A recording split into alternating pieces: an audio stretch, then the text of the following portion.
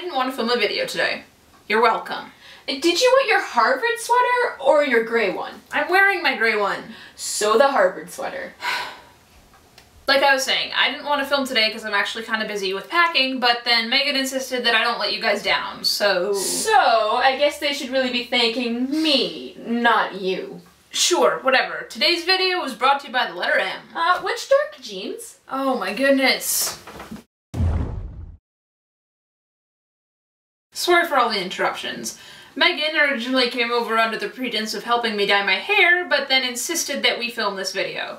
I thought maybe she could film the video for you guys, and then it would be something like new and fresh or whatever, but she confused me with internet logic and sat me down in front of the camera and then said she'd take my list and do my packing for me while I filmed this for you guys. As you can tell, I don't think it's going nearly as well as she envisioned. It is going very well, for your information. Uh-huh, sure. In case I didn't mention it already, I'm packing for the cabin. James's family's cabin, because despite whatever happened last week, I'm going with him. I'll give you the details. We leave tomorrow right after school and then get back Friday sometime during the evening, I think. By we, I mean me, Megan, Curtis, James, Hudson, and Grant. Yeah, it's a big cabin apparently. Me and Megan will be sharing a room, and then there are two guys' rooms that they'll just divide amongst themselves, I'm assuming. And there's still Wi-Fi up there, thank goodness. So I'll still be tweeting, and I should be able to post next week's video on time. I wish I could tell you more about where we're going, but I really don't know much else. James hasn't said a whole lot. That's not entirely truthful.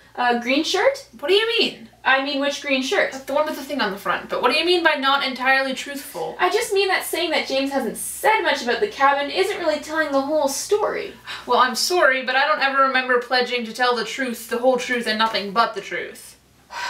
Scooch over. Do you want this funny or serious? Want what?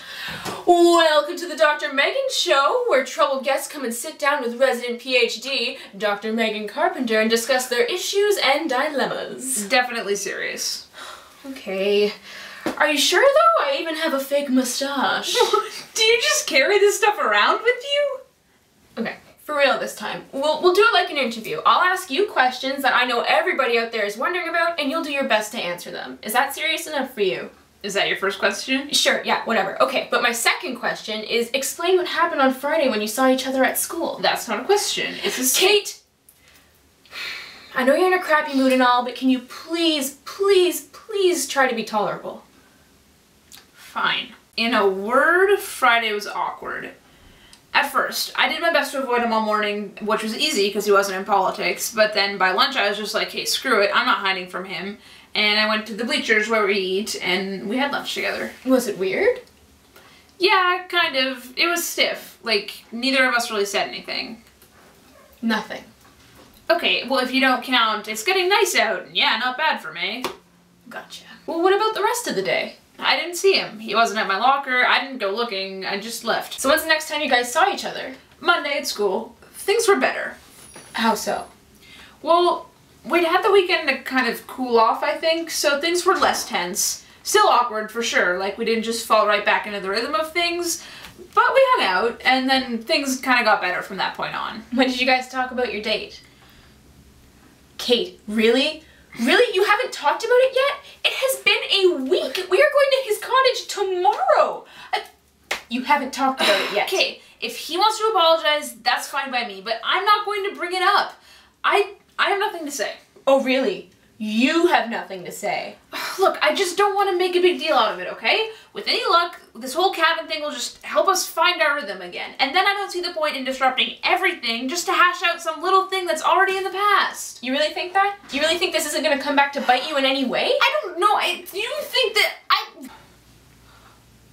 I just wish that it had never happened. And unless you know of a way to go back in time and change everything so that I never even went to that restaurant in the first place, then the next best thing for me to do is to avoid reliving it by trying to talk to him about it. Is that everything you wanted to know?